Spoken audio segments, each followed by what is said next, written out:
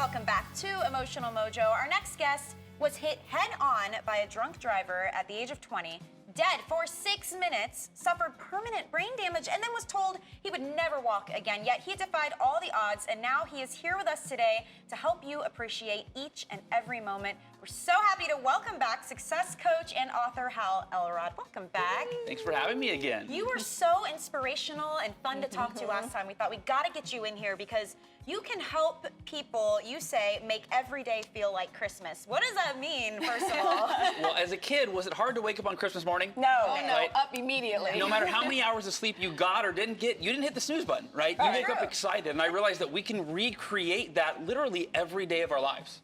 Good point. And how do we do that? Yeah, because I am the queen of snooze. Like, we were talking in the commercial break, and I will hit that 3, 4, 5 times, and then I end up late to work, and it ruins the rest of my day. Yeah, and I told you, read The Miracle Morning, read my book, and that'll fix that. But no, so there's a formula that I teach called the Xmas formula. Okay. And I don't know if we've got that We will, to yeah. show. Okay, so the Xmas formula, it's 4 letters, right? XMAS. The first X is for expecting every day to be fun and exciting. Oh. And if you think about it, Christmas was easy because you went to bed the night before expecting to wake up excited. And we go to bed usually worried or stressed or just dreading the morning going, I'm going to feel tired. Right. Of what I have to do So tomorrow. we've got to go before bed, consciously decide, tomorrow I'm going to wake up feeling energized, excited, and make it the best day of my life. Okay. Every And day. you have to use the positive words, not I'm not going to be tired, because your body just, your mind just hears I'm tired, right? Great I'm going to point. be energized, excited. I love that. Absolutely. The M is for make a list of everything you want. This is where you get to be your own Santa. You know, let's be honest. I like Part of that. why I we love love Christmas is because we get presents, right? Right. And the grown-ups Christmas list is a list of goals. And when you have a list of clear goals that you're excited to work towards and make happen, you wake up every morning and you work on those goals and you make them reality. Yeah. The A is for activate your gratitude. You know, Christmas is usually when we feel most grateful for our loved ones and our life. And we do. show it, too, Yeah. because we feel like we're supposed to this time of year. Absolutely. So you've got to write that down every day. Write down the things you're grateful for. And then the final S is share your Christmas spirit.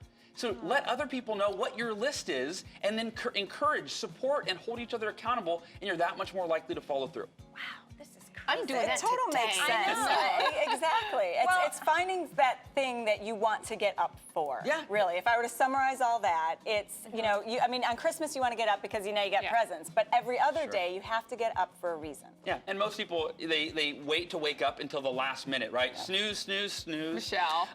And then, you know, and then go to work. So that's what There they're, is no that's, time There's no then. excitement. But you wake up an hour earlier and you write that book, you work on those goals, you're Right. excited to wake up. I love this. Okay, so this time of year is also the time of year to make those New Year's resolutions. Yes. Forbes magazine released a study that says only 8% of Americans actually achieve their New Year's resolutions. Yeah. That's depressing. It is. What is the secret? How can I be that 8%? Yeah, 92% into the year with regret, with disappointment, right, and discouragement. There's 3 10-day phases when it comes to achieving New Year's resolutions. Okay. And most Americans, most people they don't know these. They're not prepared. So on day 4, when they go, oh, this is terrible, you know, I don't like running, I don't like exercising, I don't want to give up coffee, whatever it is, they just throw in the towel, right? They lose that momentum. Sure. So the first 10 days are what I call unbearable. And think about it, right? If you want to start running or something, you hate the first 10 days. That's true. You know, and when you try to overcome that snooze habit, Yeah. you're going to hate the first 10 days. Okay. But question, can you do anything for 10 days, no matter how difficult, if it's going to change your life for the better? Absolutely. Sure. When you Yes. put it that way, Yeah. I'm in. I can commit it to that. gives us a timeline. It's not like, oh, I have to go 30 days, but I can kind of program my mind and say it's only 10 days. Small and chunks. Yeah. Small chunks. Yeah, you go, Exactly. okay, the first 10 days are not going to be fun. They're going to be Right. unbearable. The second 10 days are uncomfortable. And it's not where you hate it anymore, but you don't like it yet. And you're going, Yeah. is this going to get, am I going to enjoy it? Is this going to get any better? But you're not necessarily defying it, you know, your mind, body, and spirit isn't defying it. But then the magic happens somewhere between the 21st and the 30th day is what I call the unstoppable phase. And that's where you wake up one day to go running, and instead of dreading it, you actually are like, I can't wait to go running today. And you get better at it, and I think that adds to the I can't wait to do it because I don't suck at running anymore. Exactly. You And know? you become- And you've started to see some of the benefits now too. that's It's good. not like just all pain and soreness. Yeah, you're getting acclimated to that New Year's resolution, which is really just a new habit. This is the 30 days to Yeah. create any new habit, any time of year, but now is a great time to start. I love it. Thank you, Hal. His latest book is The Miracle Morning, The Not So Obvious Secret, guaranteed to transform your life before 8 a.m. I highly recommend you guys pick that up. We have all been reading it, and our friends and family have been reading it, and it's definitely a keeper. Brilliant. Yeah. And we're going to keep you here. We're going to play some yes, no. You want to join in? I would love to. Let's do it. He's like, I don't know what this is. I don't know what it is, but I'll do it. We'll do it. So check this out. A dad in New Zealand was a little perturbed when he overheard his 6-year-old and 8-year-old daughters discussing how attractive they thought they were on a scale of 1 to 10. So he hears this conversation. He asks them where they heard a question like that, and his youngest daughter handed him the wrapper for a natural confectionery company, Smoothie Chew. On it, it says, on a scale of 1 to 10, how good looking would you rate yourself? He contacted the company to have them stop production, but now people are saying you're way overreacting. Was the dad overreacting? No, I don't I think don't think so either. You do? Oh, I meant no. Sure. I don't know how to work this thing. You do think he was Jada. overreacting. Why? Only because I think that when you look at the article and you look at the behind the scenes message that they were sending, they were trying to get the girls to recognize that they're beautiful. I think candy they went. company? Yes. You think? Yeah. When you look at the other messages, did you see the other messages? It was like, what kind of music do you like? Yeah. What sports do you play? They're conversation starters.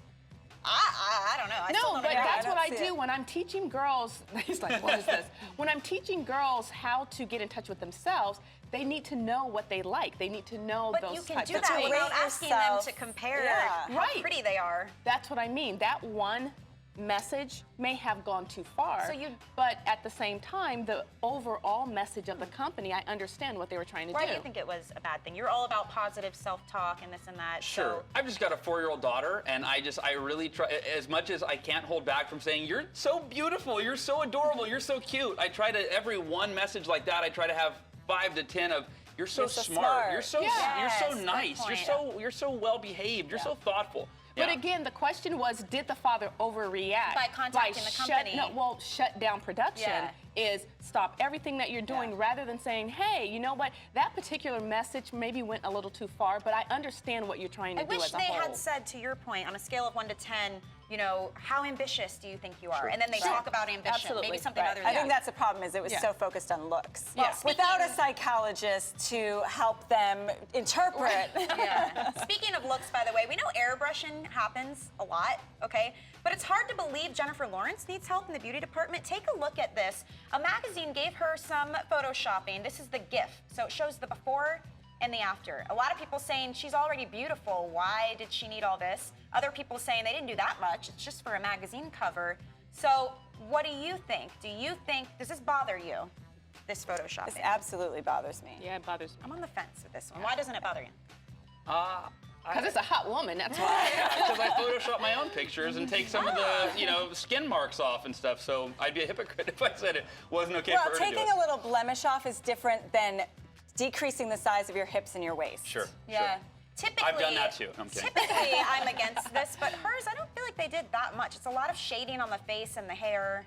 I think it's, you Yeah, gotta. it's minimal. Well, yeah, I'm all about brightening colors, but it's the waist and the hips that's bothering me. Yeah, Why they did they need to created do that? a new body shape. Right, They exactly. took her from, one size to another size. Right. And visually, you see a very thin woman. Yeah. You don't see what's actually there. I'd love to know what you guys think. Head to our you've changed Facebook me. page and you You've can changed chime my in opinion. as well. Thank you so much, Hal, for joining us. We So really much fun. appreciate it.